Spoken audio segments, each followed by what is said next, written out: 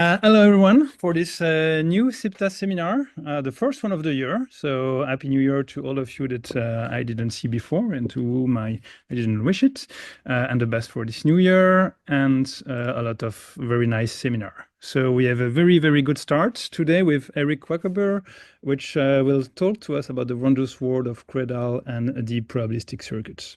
So without further ado, I will give the word to Jasper that can introduce Erik in more details. So Jasper, please. Thank you, Sebastian. One of the things I definitely want to mention about Erik is that he's been involved in our community and our society rather extensively. He's been an official organizatorial member of the society for, I think, almost 10 years in total, serving in various roles. He's organized some of these conferences, these SIPTA conferences in the past. He's also helped organize some of our schools. To my knowledge, he's also one of the first who has ever taught a university course on imprecise probabilities, which is very nice. If you think of doing that yourself, you might want to talk to Erik. On a more personal note, Erik and I have a similar academic origin, you might say. We were both academically raised in Ghent, Belgium, in the IP research group of Gert de Koopman. When I was a master's student, I still recall Erik being there, helping me out with all sorts of practicalities and well, he was a major help at the time. I didn't see him for long after though, because he then went on to academically explore the world, but by which, to be fair, I mainly mean the United States and the Netherlands. Eventually, he settled down in Eindhoven, where he's now an assistant professor at the Uncertainty in Artificial Intelligence group. As far as the interests of Erik go, those are broad-ranging. I think he's well known for his early fundamental work on things like desirability, learning with imprecise conjugate models, imprecise Markov chains. But more recently, he has also endeavored to get into more practical research, optimizations of wind farms, for example. Much of his work, be it fundamental or practical, typically also starts from mathematics, but goes all the way up to delivering entire software packages that people can then freely use. He's, I think he's also a LaTeX god, by which I mean the typesetting system, not the rubbery fabric. To my knowledge, if you ever come across a beautiful LaTeX template, chances are that Erik has had a hand in it at some point. And if there's one feature of all of his work that I'd also like to single out, is that he's always very thorough. I've never seen Erik do a hastened job. If he does something, you can count on it, I think, on it being done well. He's the recipient of several prizes, the names of which I will not bother you with, and the author of about 40 papers. I cannot claim to have read them all, but I have read more than enough to know that they're outstanding. In fact, some of them have been inspirational for me personally, and I have no doubt that the same will be true for the material he'll be presenting today.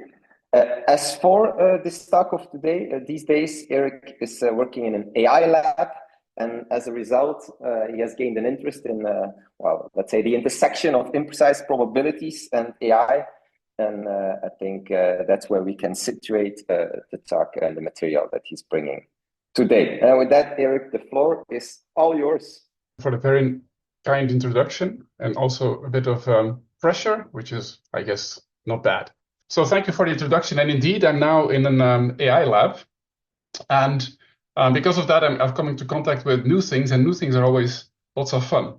So what I would like to do today in this seminar is present work being done in our group. So the Uncertainty in AI group of Eindhoven University of Technology. So I would say that this is mostly work done by PhD researchers in our group. where, to a small or larger degree, me and some other people have been active as supervisors. But I find it to be very nice work, very interesting work, and also work that I would like to share with you. So the topic of the work is probabilistic circuits, and I'm going to look at two aspects: Credal probabilistic circuits, which goes in the direction of imprecise probabilities, so they should be present in a SIPTA seminar, of course, and probabilistic circuits. So this is something that I've come into contact quite intimately the last 3 to 4 years, because of a PhD researcher in our group that I'm supervising, who's done very nice work and is close to finalizing his PhD. So, and that also is something that deserves some attention. So, the wondrous world of Credal and probabilistic circuits. Where do I start? Let's start with something simple. You see 1 plus 2 times 3. What we have is a very simple expression, mathematical expression, where we have a product and an addition. And by combining these two things, we can make a more complex expression. So we don't just have products and addition, we have both. And combining operations like this allows us to express more complex ideas. And that is actually the basic idea of probabilistic circuits, or circuits in general. You have small building blocks and you use them to build up something bigger that is still approachable or efficient, or let's say easy to understand and grasp. So the overview of the talk, I would like to deal with 3 things. First, a conceptual overview of circuits. So this is essentially, how do I view circuits? So you'll view circuits being discussed in the literature, and then I have a certain view of that, and I would like to convey my view, which is in some senses slightly different, but essentially the same. So the underlying ideas are of course the same, but the presentation is sometimes a bit different because I want to put certain accents where I think they're useful. Also because then, and this connects to the second part about Credal probabilistic circuits, then I can make this connection to Credal probabilistic circuits stronger. Finally, in the last part of the talk, I will move to probabilistic integral circuits. These are not imprecise probabilistic models. These are classical probabilistic models, you could say, but they're non-classical in the sense that they're deep probabilistic models, and they're currently state-of-the-art in terms of what you can do with probabilistic circuits. So that's also something I'd like to present. So let's start. So first, the overview of circuits and what they are and what you can do with them. We start with something very simple, not with circuits, but with expression trees. So I started with the expression of 1 plus 2 times 3. And so that's an expression that you can decompose into its constituent parts. It's a graphical representation that you can make, where you have a graph consisting of nodes that are either operations, so plus and times or multiplication, and that can have values, so 1, 2, and 3. And so the edges, they show the order that you have the composition, so how you compose the expression. And so at the root, you've got a full expression, and you could say at any other edge, you've got partial expressions. So this is something we can do, of course, with a simple expression, but this holds more generally for arbitrary functions. So as I said, the edges, they carry partial expressions, and that's also an interesting thing to see and to realize, because these things that live on edges is something that we'll come across later in the presentation as well, because we will use those to construct algorithms to work with these structures. So let's move from expression trees to computation graphs. So these computation graphs, they're a graphical representation. Again, we see a graph with nodes and edges for composite function computations. And so here you see that as opposed to what I had previously, there was a tree. Now I've made a single-rooted, acyclic directed graph out of it by just connecting this input to two operations. So that's intentional to show that this is typically something that is quite often done. So now the edges don't show composition order, but computation order. This is a description of a computation. So, and essentially on the edges, we don't have values anymore. We don't have expressions anymore, but we will have values. So this graph shows you how to compute a certain expression, which I've written at the top in the root.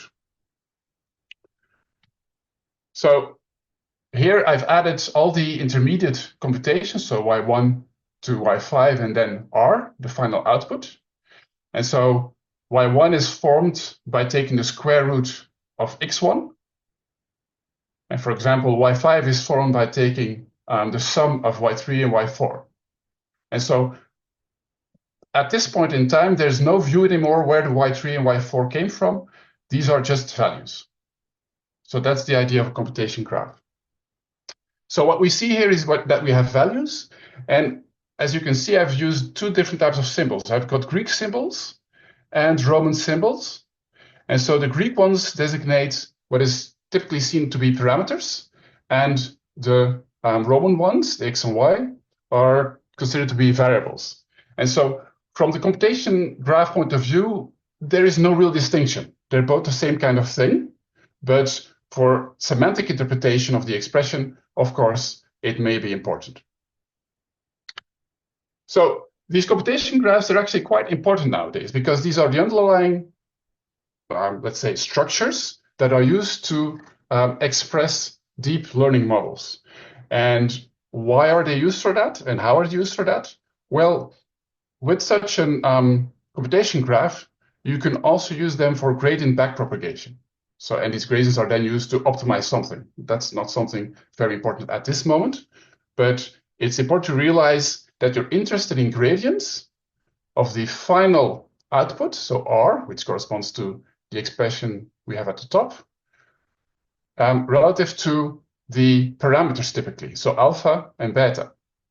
And so what I've shown is here, not just y5 is a calculated output, but also the derivative of the output R relative to y5.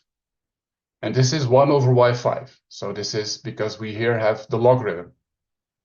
And similarly, you can do this calculation locally to calculate these local gradients. So the derivative of y5 relative to y3 here is 1 because it's just a sum of two numbers. And then we can go back again one step until we hit the local derivative or gradient for y3 relative to alpha. But of course, this is just local. And so the backpropagation is that you can chain these to get the gradients with respect to the parameters for the output. And so this is done by multiplying, so concatenating the local gradients. So here we have R5 being combined, so R5, sorry, R derived with respect to Y5, combined with Y3, Y5 derived with respect to Y3 to give you the derivative of R with respect to Y3. And you can continue doing so until you hit the leaves.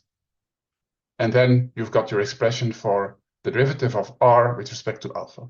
So this is a very powerful technique, and this is something that is being done on these computation graphs.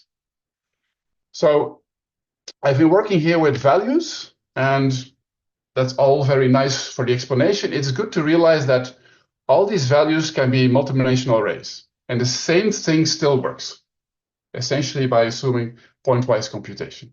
Sometimes you can do other types of computation, but the key idea is here that values can be really very big arrays. Good. So I hope that computation graphs are clear to you now, because then we can move to circuits.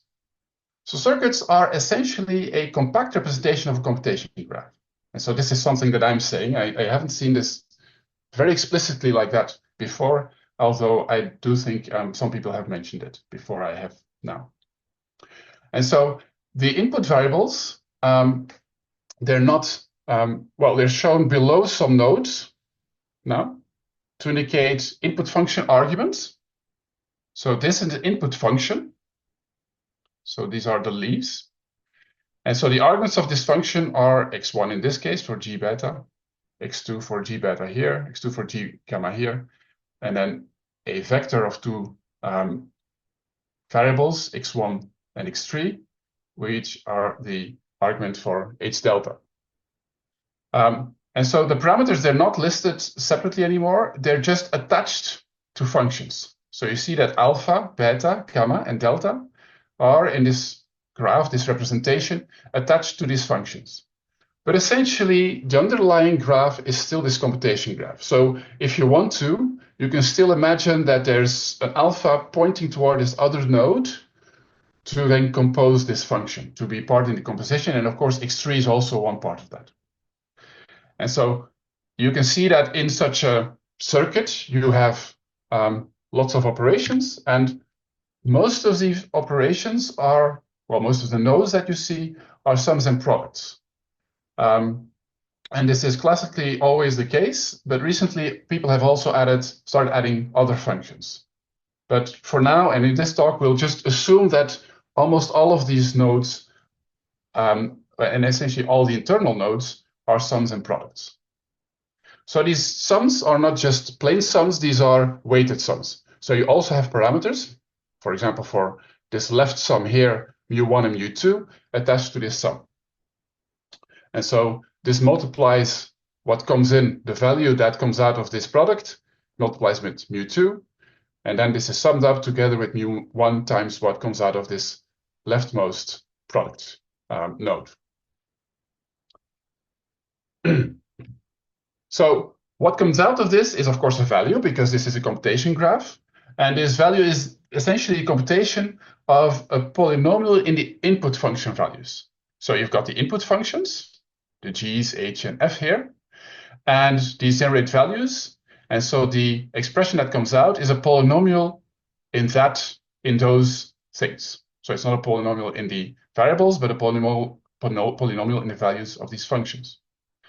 And as you can see, for these functions, you can have different types of functions. So we have got f and h, which just occur once, and they've got their own parameter that determines within, let's say, the family or the class of functions that they belong to, which one it is.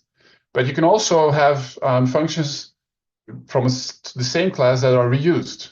And you can even have functions from the same class with the same parameter, meaning that essentially, thinking of the computation graph, that beta is an input to both these function nodes and is shared between them. So you can have that. That can happen. But it's not shown explicitly here, but it's good to realize that you can, well, reuse these parameters. Good. So now that we know what a circuit is, we can move to probabilistic circuits. So, or PCs, as they're called for short. So what changes with respect to classical circuits, or well, non-probabilistic circuits, is that instead of just variables, we're really thinking about random variables now. So that's why I write them with big uppercase letters. That will come in handy later, but for the rest, that part isn't changed. So there's now also restriction on the input functions, the g, h, and f. These are essentially probability mass functions or probability densities. And the weighted sums are now convex mixtures. So that means that mu1 and mu2 sum up to 1, similarly for lambda and nu. So those are restrictions that make a circuit into a probabilistic circuit. And the interpretation of this product, of these products, is that you're creating an independent product in your global model that you're creating. So the output that you're generating with such a probabilistic circuit is a likelihood.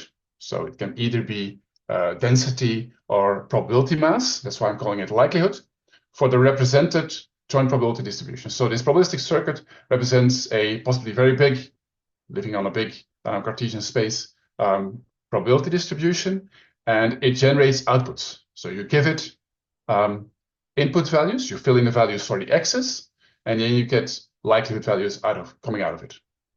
So it's good to realize that in literature, people do not always impose normalization, meaning that these weighted sums could be unnormalized, and even these distributions, they could be unnormalized. And that is because normalization is quite easy to achieve a posteriori by a simple calculation. We're always going to assume normalization. It makes the interpretation easier for me. So something that is important for probabilistic circuits is keeping track of the scope of functions. So we've got lots of functions in our circuit. So any of these nodes with blue symbols in there are function nodes. And so the scope of a function is essentially the set of variables over which is defined, namely the set of variables that you can find if you go down the graph, so in opposite direction to the arrows that I've given here. So for example, the scope of the input functions corresponds to their input variables. So x1 here, x1 there. But then the scope of a product node here that takes a product of function values that depend on x1 and x2 is x1 and x2. And I write it a bit shorter by using this bold symbol and then writing 1, 2 after it. So, and you can easily calculate or write down all the scopes of these functions. And if you have certain restrictions on these scopes, then you can have some nice properties. And essentially the restrictions that we want to have for probabilistic circuits are smoothness and decomposability.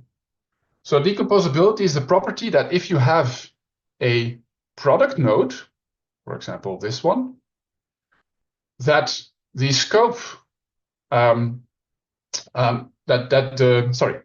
the scopes of its children are disjunct, meaning that you don't have two children which have the same scope, or more generally, the same variable in their scope. So here, x1 and x2 are different scopes, so this is satisfied.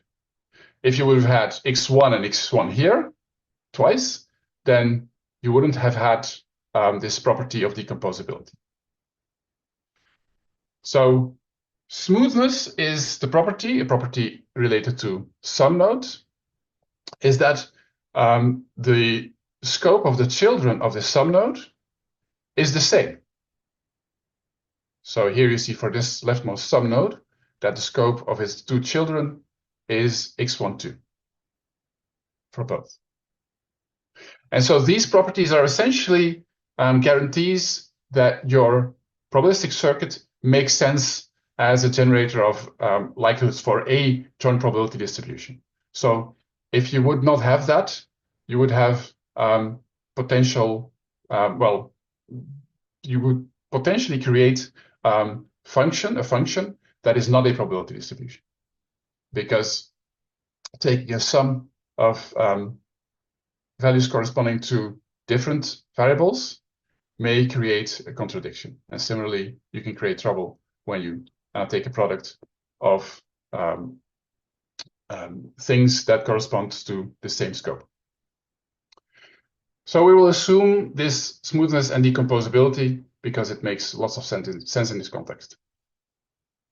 So now, because of the properties that we've imposed, the output is not anymore a polynomial in the input values, but is a multilinear function in input values. Because essentially, because of decomposability, your input variables can only occur once in every term of your expression, and therefore also the corresponding input value.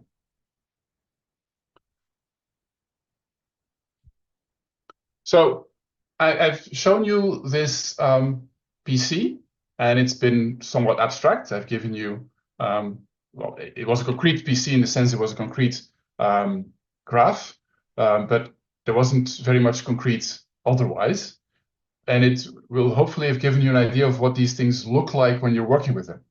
So, but what do the outputs look like? So I've been saying that this generates a joint probability distribution from simpler, let's call them the input probability distributions.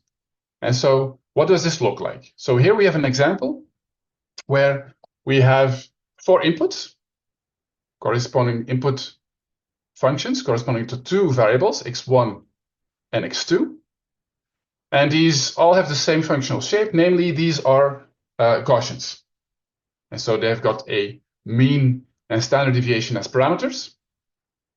And I'm going to create a probabilistic circuit with them. So I'm creating a product between function values corresponding to two different variables, creating an independent product essentially of these two probability distributions. Similarly here on the left-hand side. And then I'm mixing them up. So with a weight of 1/3 on the left hand and 2/3 on the right-hand side.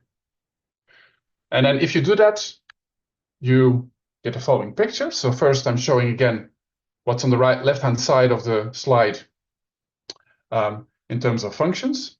So we've got on the left-hand side here of this graph, we've got two Gaussians. For x1, we've got one with a mean at 2 and a variance of 1. And then for x2, we've got one with a mean at 2, but sorry, yes, mean at 2 and a standard deviation of 2, a bit wider. And so these are then combined, but we also have the other side where we've got these two Gaussians that you can also see with dotted line. So if you now apply the PC and collect all its outputs, what you get is the following. You get a probability distribution defined on x1 and x2, and it has a non-trivial shape. So that is the thing that we also actually want to achieve. So from simple distributions, like Gaussians, we want to create more complex distributions to describe, for example, data. And so this means that you can view PCs as hierarchical mixture models. So we're mixing up all these small models into a complex model on a higher dimensional space. So I hope that this picture really makes it clear to you what's happening with these probabilistic circuits, what they're doing. So even if it's a very, very big space, essentially the same thing is happening. You're placing probability mass or probability density in different spots determined by your input functions, and you're combining that in various ways to create a desired output distribution or joint distribution. So these probabilistic circuits, you can look at them in different ways. And one nice way to look at them is as a latent variable model. So we have these sum nodes where we have weights for each of the edges, and you can attach a latent random variable to each of these sum nodes. And then the value of this latent random variable, so for example, let's look at the top here. So Z1. So if, for example, Z1 is equal to 1, this corresponds to the left side, the left edge. And if it's 2, it corresponds to the right edge. So this essentially selects these edges or corresponds to these two different edges. And so that means that we now, what we're going to do is we're going to look at these mixture coefficients as probability values. So essentially we're attaching a probability mass function to these sum nodes, and they have as their random variable, the corresponding random variable, the one that we've just attached to this node. And so that means that sum nodes are interpreted as inputs are interpreted as conditional probability values. So we've got something coming in, multiplied by probability for Z1 being equal to 2.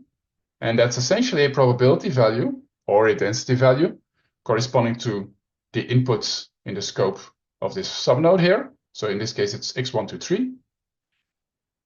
And then that's multiplied by B2 to get a joint value. So this is how you can also look at PCs. And it's actually a very nice interpretation, as we'll later see. So that means that I'm absorbing these mixture coefficients or probability values into these subnodes and putting them as parameters to make them look a bit more like the other function nodes like f, g, and h. So making use of this latent variable interpretation, it's also easy to see that we can use such a PC to sample from this joint distribution. So we can do so by, at every subnode, by sampling the latent distribution, so the probability mass function we've attached to it. This will give you either, in our case, either 1 or 2. So let's assume that we've sampled that Z1 equals 1. So then we move in this direction. along this edge. Then we come to a product node. At product nodes, what you do is you just take both sides. So you follow both edges.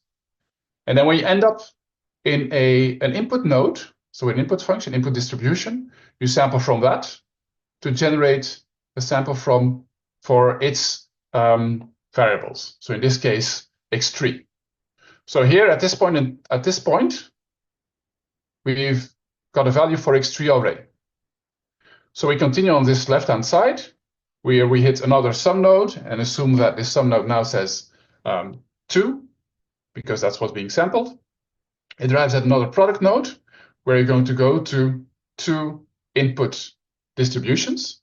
And the left one here generates a value for x1, and the right one generates a value for x2.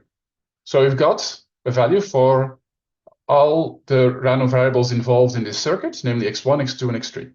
So by moving through the graph on an induced tree, so a tree induced by recursive sampling, we can sample from the PC. So this is a very nice property.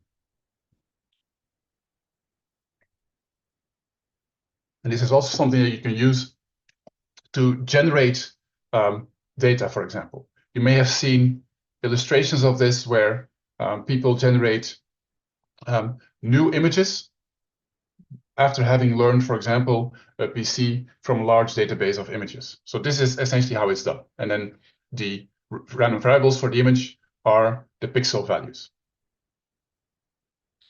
Good. So now let's take a step that I don't think you can find as explicitly in the literature. So I would like to now move to expectation circuits.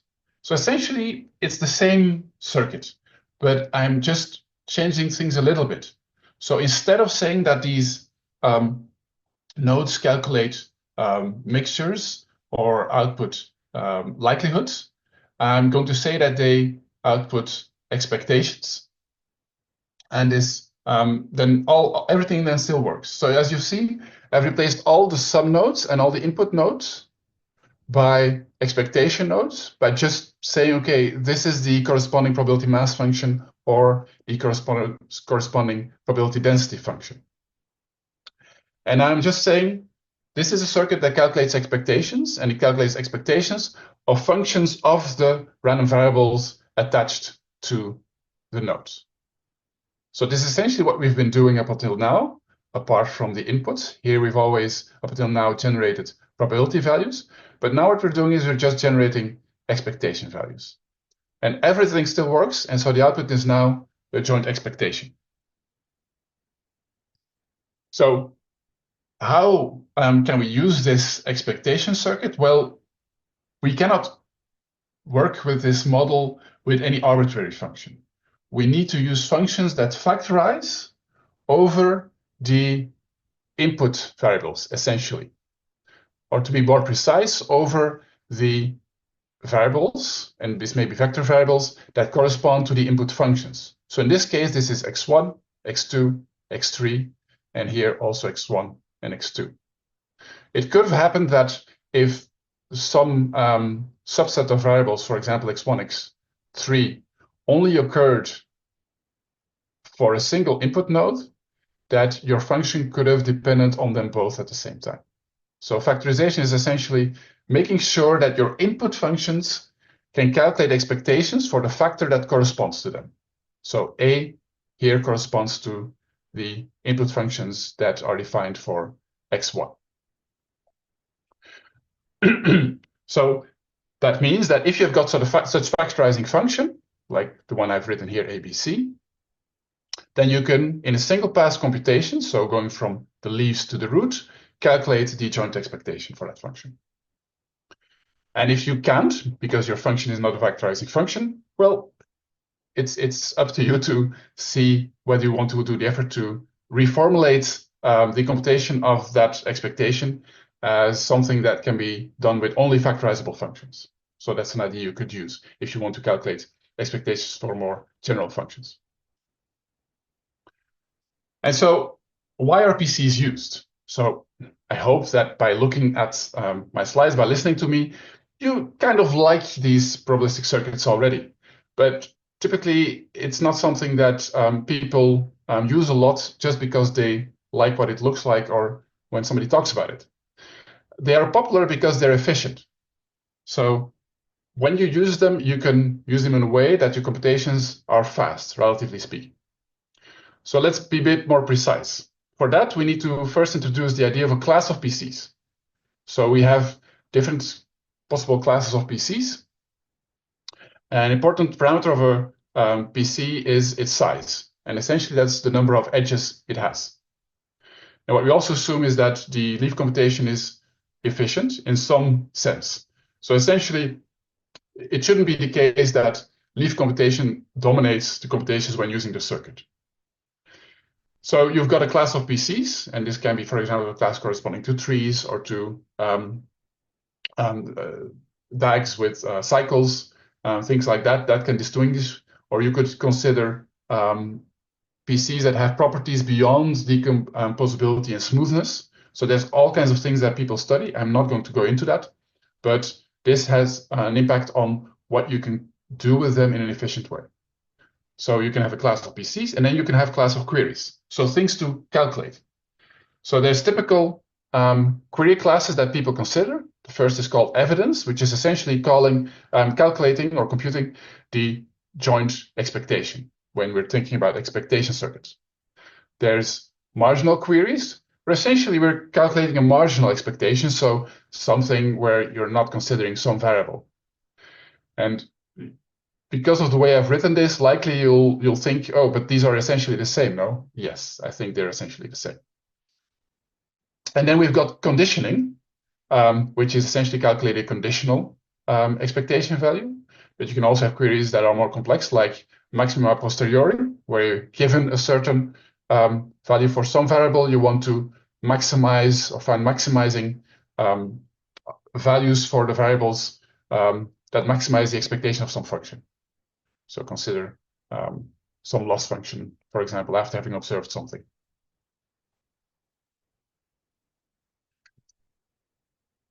So now that we have these classes, then we can be more precise in what we mean with efficient. So a query class is tractable for a model class if the computational cost of running such a query on such a model is polynomial in the model size. And so it must hold for any query of the class and any model of the class that it's polynomial in the model size that it takes in terms of computational cost. And so PCs, they're tractable in a sense that evidence, marginalization, and conditioning are tractable. So maximum a posteriori is not tractable. You can get a subclass of PCs for which it is tractable. So that's what I was talking about earlier, that you can add certain properties and that restrict let's say the type of PC you can get, but it also allows you to get more efficient inference in more cases. So PCs are tractable, and that's why people like them. And also, for example, this conditioning. I'm saying here that you have two passes to do. I assume that you already realize what's going to happen. Essentially, you're thinking about the conditional expectation as a quotient, a fraction, where you've got the probability for the evidence in the denominator and the expectation for then essentially a joint in the numerator. So that's why it requires two passes, because you've got the numerator and denominator to calculate. So we've come at the end of the overview of PCs. I hope that now what PCs are and why we use them is clear to you. And before we continue, perhaps if there are questions about this, I can take them now. Otherwise, I continue with Credal probabilistic circuits. There was a question by Kevin. He was wondering why computing the joint expectation is referred to as evidence.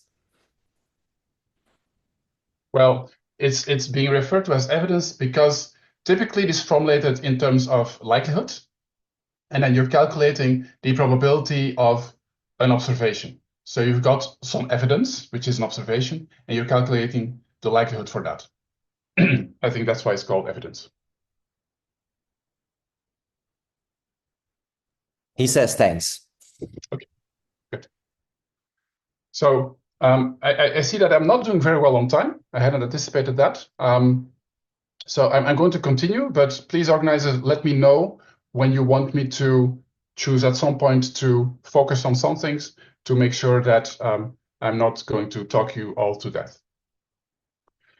So I'm moving on with Credal PCS. So essentially, this is a probabilistic circuit, but I've replaced the distributions with Credal sets, like you can see at the left-hand side here. So the only thing I've changed here is replaced the expectations, or what was there before, these sums with probability mass functions or input distributions with a Credal set. So nice, I can do that. I can write this down and show this, but what does this mean? Well, the interpretation given is, and the name already makes it clear, is a Credal one. So we're considering this to be a joint Credal set that it represents.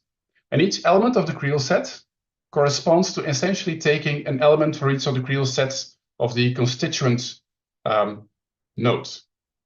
So for every one of these Credal sets, C1 up until C8, I'm taking a probability mass or function or probability density from its Credal set, and I'm generating a probabilistic circuit with that. This is at the right-hand side. So this is exactly what we've seen before, and I've taken the expectation circuit, and I've made it easy by just numbering them from 1 to 8. But this is how you define a Credal PC. So you can, for any joint probability in all the Credal sets, you can generate a PC.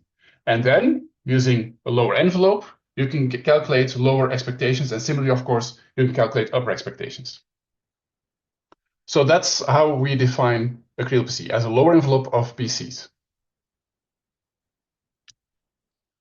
So when we want to work with them, then we need to make some assumptions. So we need to assume that the local Credal set are coherent, so they're not empty.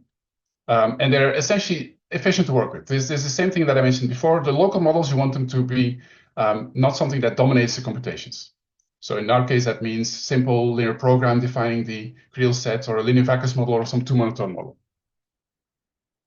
And the consequence of the lower envelope definition are that essentially you've got completely independence that's being assumed, because RPC on the right-hand side, that was where we had the product nodes. Those essentially correspond to classical independence.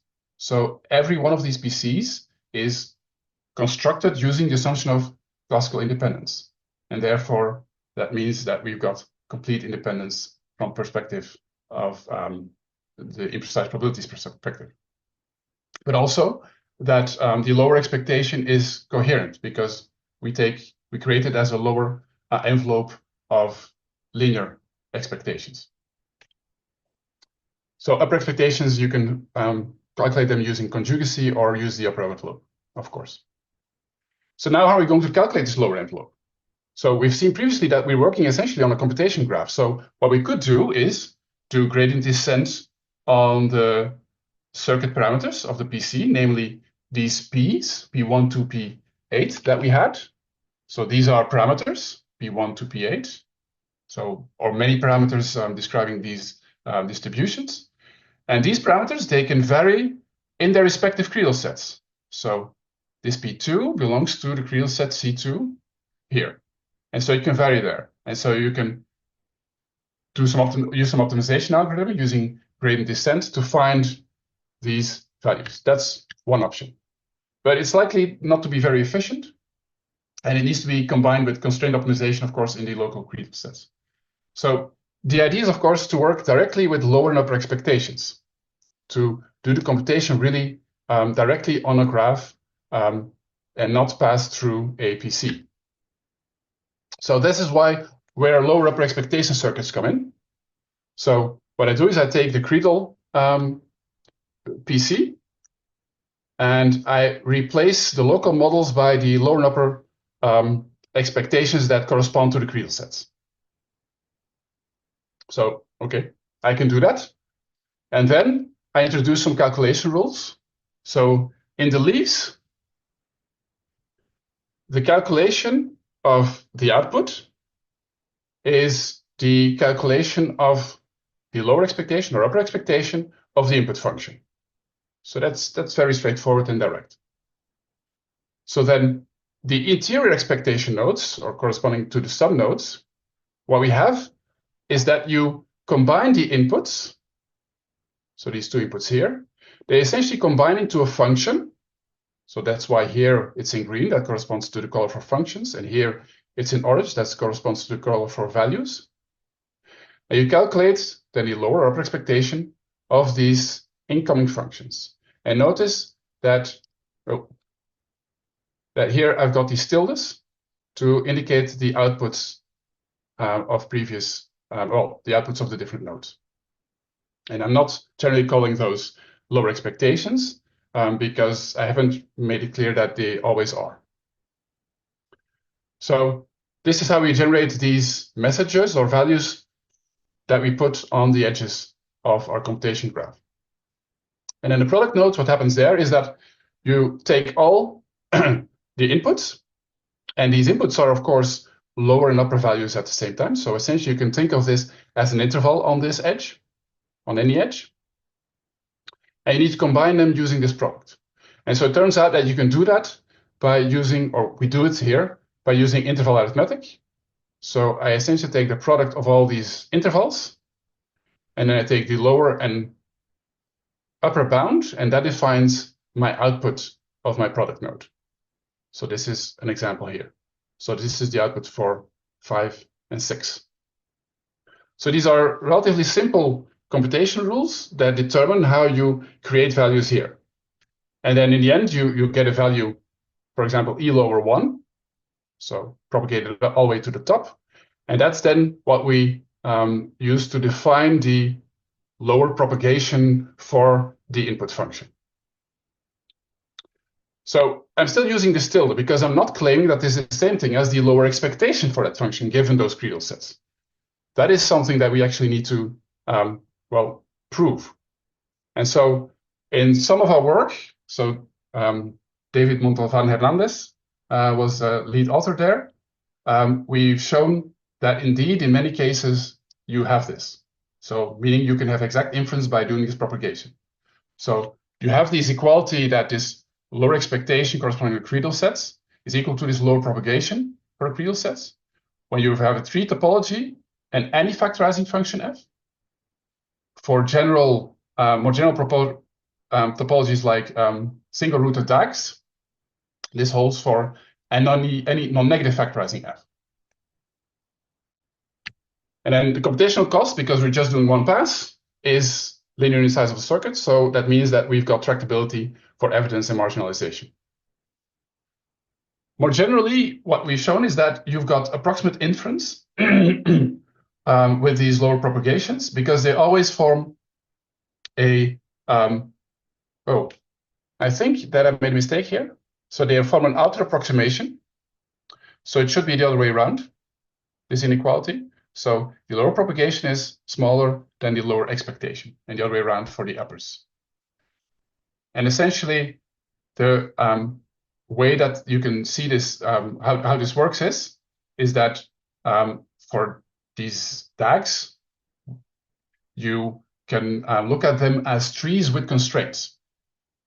And if you remove a constraint, you relax the corresponding optimization problem that you have to solve to find the lower expectation. So essentially, by going from a DAG to a tree, you relax the problem. And the calculation of propagation, essentially, it works on that tree.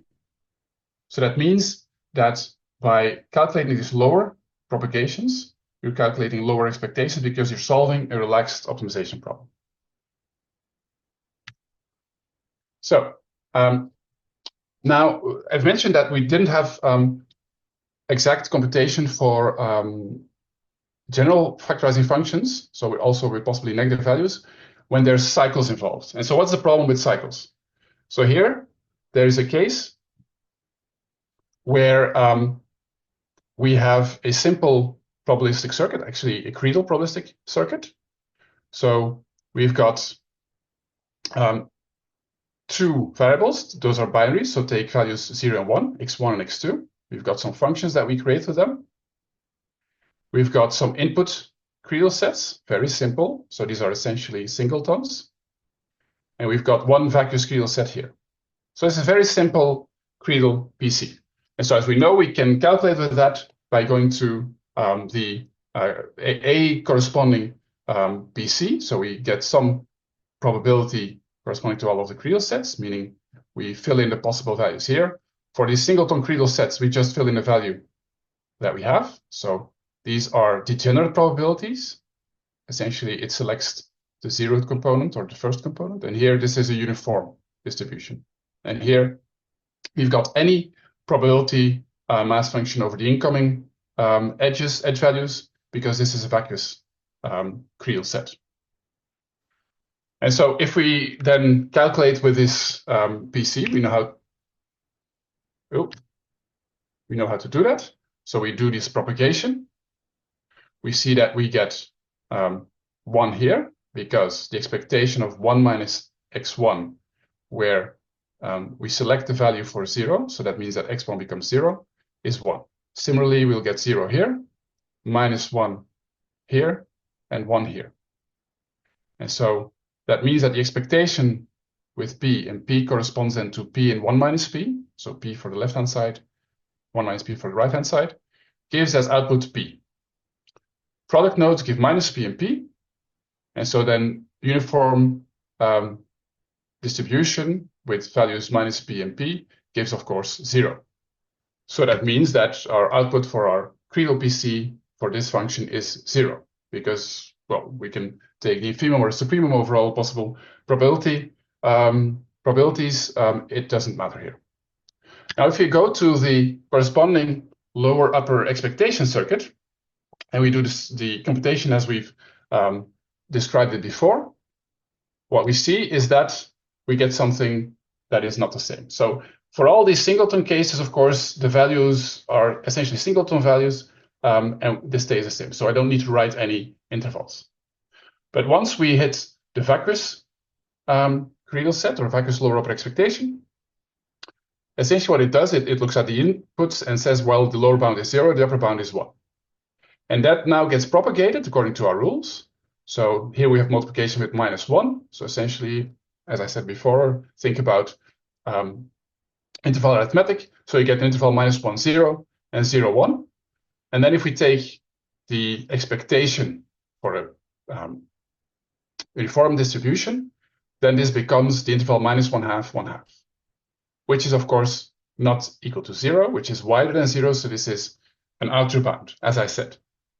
So as you see that happens, the problem is that this 0, 1 interval here gets propagated to the left and to the right. And there's no connection anymore between values here at the left and at the right, which we had with the p here and minus p on the left and p on the right. And because of that, it doesn't know that any p in here and there's in such a connection in principle that they always cancel out. So that's the problem with cycles.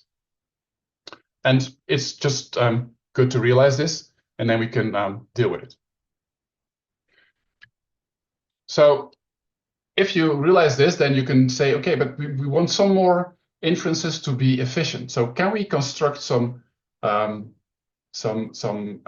structures, some networks, and functions that are useful or interesting, that we can still calculate efficiently, but that do involve cycles.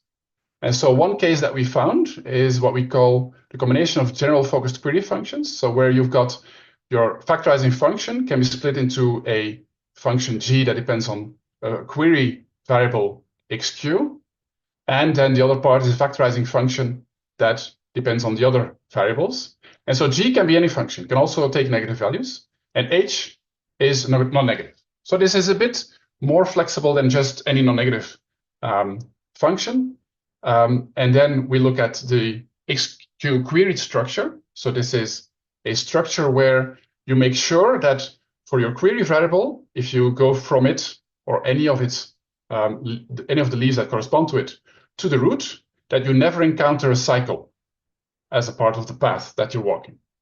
And so one example structure that you can imagine is that you have, for example, a root node here, where Below, you've got all kinds of product nodes. And for each of these product nodes, it essentially splits off the query variable from the rest. And you can have repetitions of that. And so the rest, this can be a very deep and complex circuit with lots of cycles. But of course, because we split this up with this product, because of decomposability, we won't have any XQ on this end, on this side. So if we have a structure like that, then we've got equality as well for our lower expectation and lower propagation. And so also with this kind of structure, what we can do is we can calculate conditional expectations. So given some evidence, so assume that we've got some subset of variables for which we've got observations, we condition on that, and then we calculate the value for our, let's say, the query part of a pure query function. And this can be calculated exactly by propagation by using the generalized Bayes rule. So we need to solve the following equation. We've got the lower expectation for the following function, where we have first a part that just depends on the evidence. So this is essentially the h here. And then we've got a part that can also be negative, and that depends only on the query variable. And so this function here is a general focused query function, now with the query function part being between these parentheses. And so we can calculate the lower expectation for that efficiently. And then what we do, you can then do an optimization by iteratively calculating this for different values of zeta to finally find the value for which this becomes 0, which is your conditional lower expectation. And finally, then another case that you can solve in this way is Credal dominance. So assume that you've got two decision options for the corresponding to the query variable. And then we can construct essentially an example of what we just saw before. So we've got a conditional expectation. And now this query function that we had here corresponds to the difference of the indicators for O hat and O check. And of course, what we need to check is whether this expectation is larger than 0. And essentially, it's the same type of computation that we need to do to find the conditional expectation. But we may be able to stop a bit sooner if we have information that allows us to say that we're above 0 or not. Good. So then closing off this part about imprecise probabilistic PCs. So one idea I was having while making this slides is that perhaps we just could look at these SDAG, so non-tree PCs, structures, as a compact representation for a tree that corresponds to it. And then we can use the lower upper expectation to calculate everything exactly. So also when there's cycles, because we're just interpreting it differently and not in the direct Credal way as I showed before. So that's an opportunity to perhaps do some of the interesting things. Another opportunity is to investigate where we can use other product operators. So we've used the standard classical independence, but perhaps there may be other things we can do to become more expressive in, in the model that we create. And finally, there's currently not very much in terms of learning Credal PCs, apart from adding some imprecision to some nodes. And I think we really need to find methods to learn PCs, Credal PCs, that are a bit more interesting and a bit more directly connected to data. Okay, with that, I come to the end of the Credal PC part. So I'm now moving to something that is not imprecise probabilistic, but is related to probabilistic circuits. And we're going to look at something called probabilistic integral circuits. So this is something a bit different from the probabilistic circuits that we've seen. And it's something that has been developed by Gennaro Gala in the last few years and is a very nice, deep PC type of model.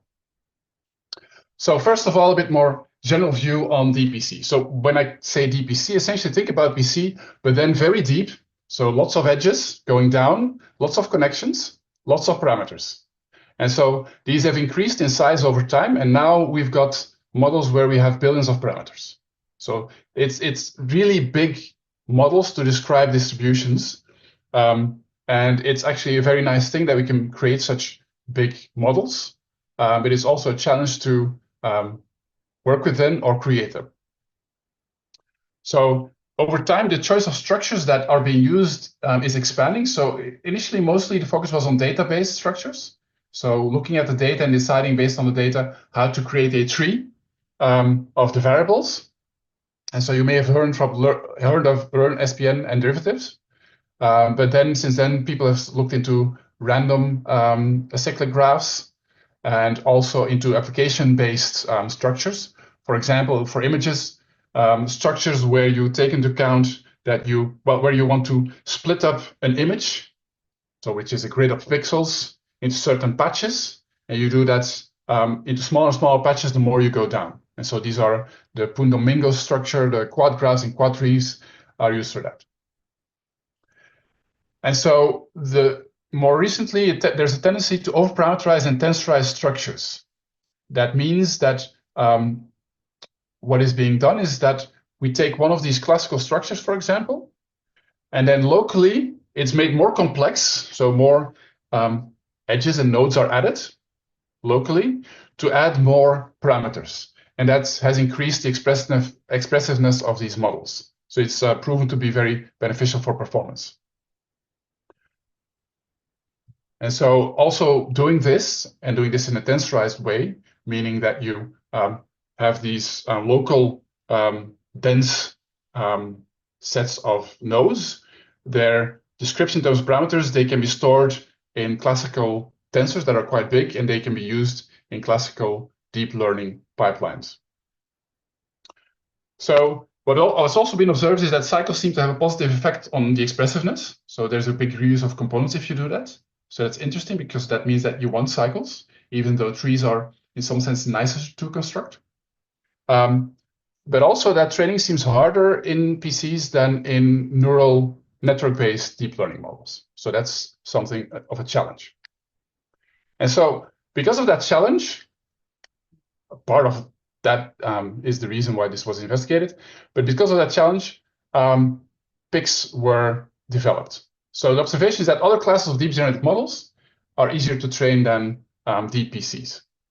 And so our hypothesis is that it is because they use continuous latent variables and neural networks in a very intertwined way.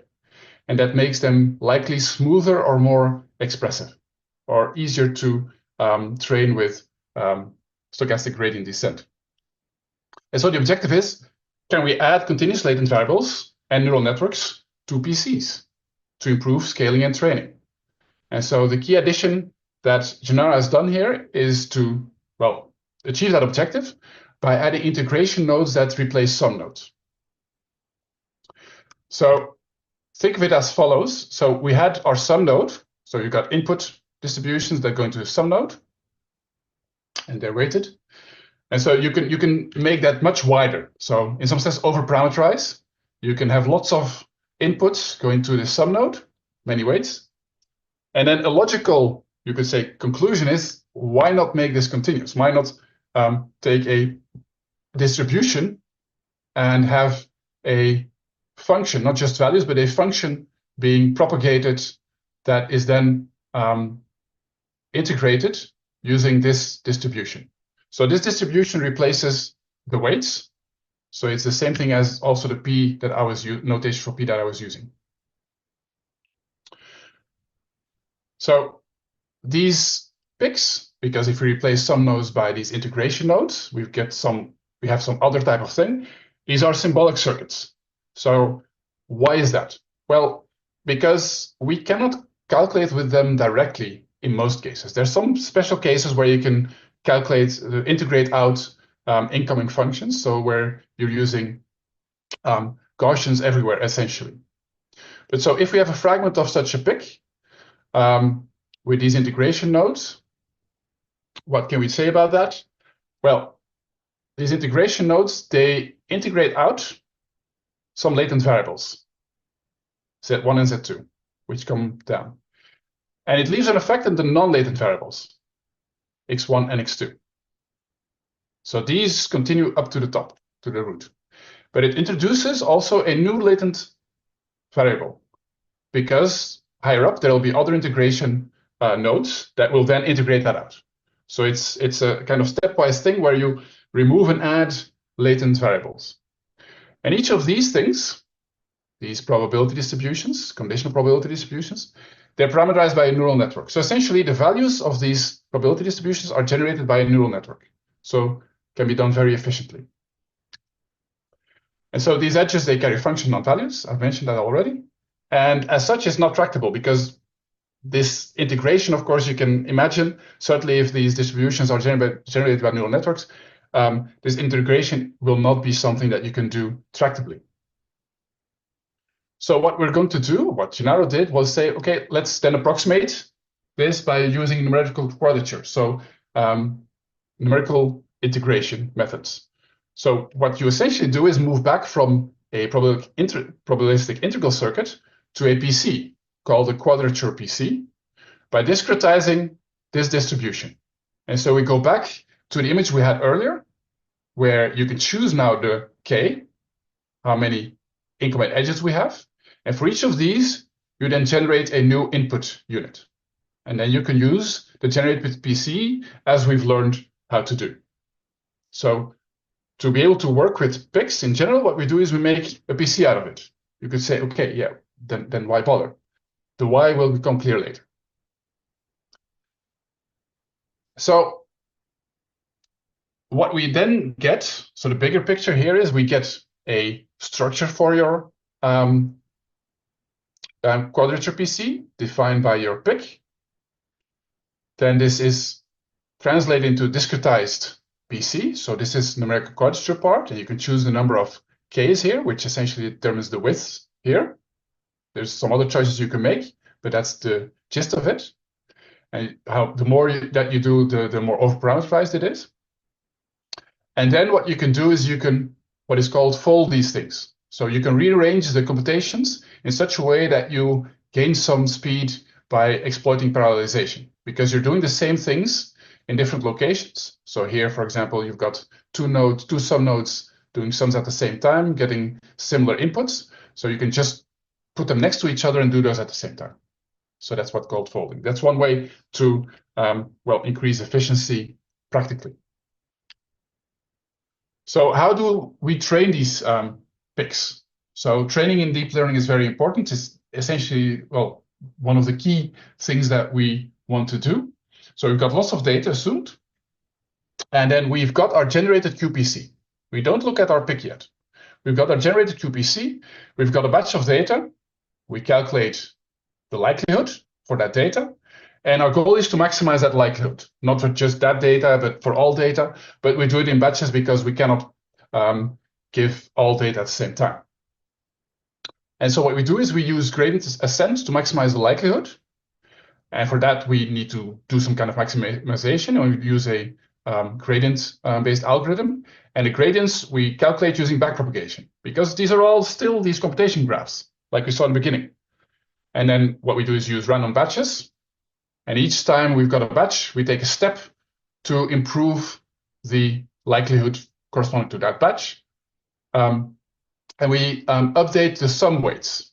So essentially weights associated, to the sum nodes, and also to the input nodes, of course. Not weights, but then parameters of the input nodes. And you repeat that until convergence, until you converge in the parameters. So how can we use this to train a PIC? Well, we do the same as above, but instead of using backpropagation up to the weights of the sum nodes, we backpropagate back to the neural network parameters, because these sum node weights are generated by the neural network, essentially. And so we can directly, in this way, train these neural network parameters, and also neural network parameters for the input nodes. And we can then get a PIC out of it. So the QPC is a kind of intermediary step to be able to train the PIC. So that's the nice idea. We can train the PIC, and then we can just keep the PIC and throw away the QPC.